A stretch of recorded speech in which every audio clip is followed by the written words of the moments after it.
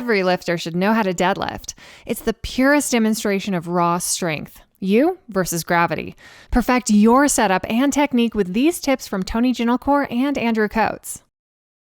So when it comes to the deadlift, it's important to remember that the only individuals that have to deadlift from the floor are competitive powerlifters and competitive Olympic lifters. So you can see here what I use is a slight elevation. This is a 2-inch elevation.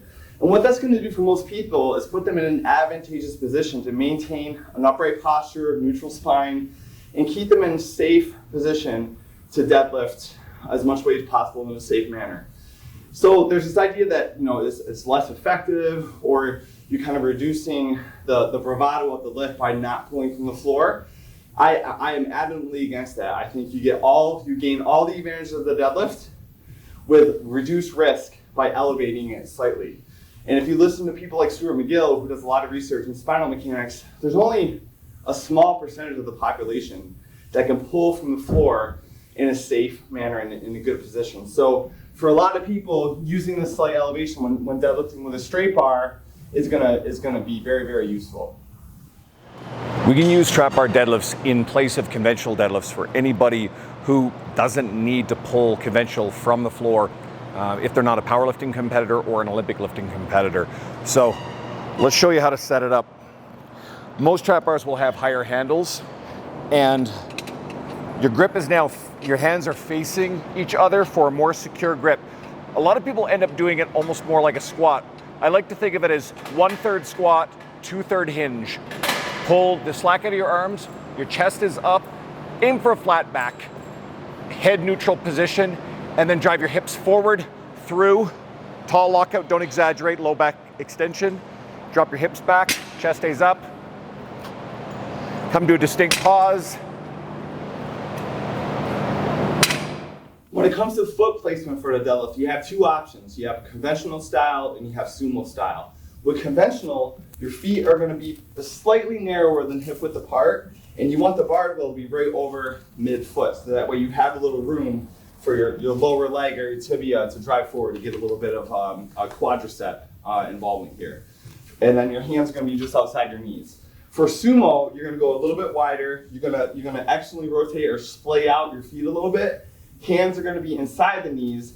And what I like to do is tell people to melt to the bar. So you want the shins to be right up against the bar, sit your hips back, and your hands are going to be slightly inside the bar when you do this. Now from there, it's important to realize that you need an active foot. So let's just go with conventional style here. So what I want to do is think about a tripod stance. So I want even foot pressure between the front and back of my feet. And I want to think about spreading the floor with my feet and getting more external torque and getting more tension in the hips. And then that's going to help you keep you in a safe position, take a little pressure off the lower back. Also, when you set up and you're ready to pull, you want to think about putting force into the ground through your feet and think about pushing away from the floor rather than pulling from the floor. Knee position while deadlifting is primarily going to be a function of where you place your feet and your hip position. So there's probably not much that the knees are going to do independently on their own. While research doesn't support the idea that knee collapse or valgus increases injury risk for something like an ACL tear, we may as well try to stack everything. So in this case with conventional, hands are outside of our knees. So you're going to push your knees out into your arms a little bit, and then we're going to make sure that we're not too far down into a squat position, which drives the knees forward.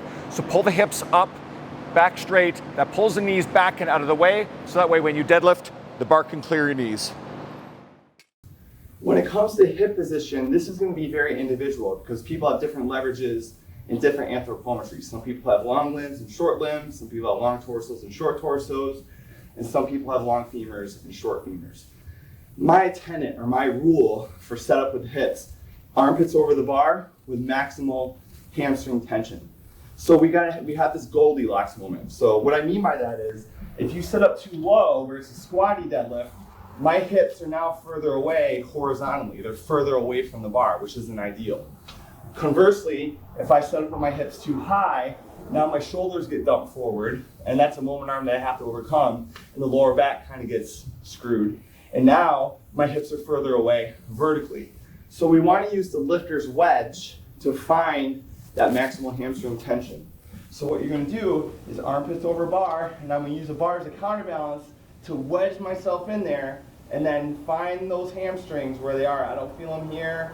They're too far high here because now my shoulders are forward. The Goldilocks position for me is right there, and now I'm using maximal tension to wedge myself in there. You can see how the plates come off the bar because I'm really wedging hard, getting a lot of tension. My chest is up, I'm in a neutral back position, and now I'm ready to deadlift and rock and roll. If you want to find argument on the internet about deadlifting, talk about whether or not you can deadlift with a rounded back. So the research on this actually does say that it's okay to deadlift with a rounded back.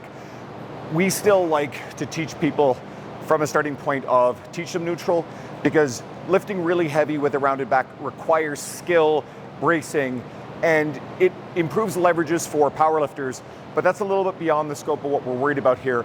We're going to try to maintain neutral spine, but a little bit of a flex spine is actually okay. So in order to do this, often pulling slack out of the bar, getting your chest up, and then lifting your hips to where you've got the tension in your hamstrings and glutes. And then on the way down, if you can maintain neutral, great, but get the bar to the ground quick. If you're like me and you need to reset every rep, so be it.